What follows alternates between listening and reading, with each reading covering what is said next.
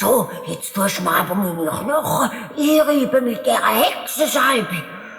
Sie stinkt zwar ein bisschen, aber wenn's nur etwas nützt. Und so hat die kleine Hexe dem Gespenst seine Knochen eingerieben. Es hat ziemlich viel Zeit gebraucht.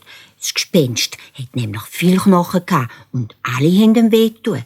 Aber die Salbe war wirklich ein Wundermittel. Der Müffi hat immer noch «Ui» gemacht, aber jetzt vor Begeisterung.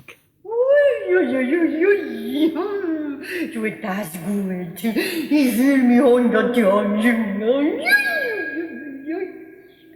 Oh, jetzt freue ich mich wieder am Rumgeistern. Danke vielmals. Das ist schon recht. Aber jetzt musst du schnell den Topf ins Hexenhaus zurückbringen.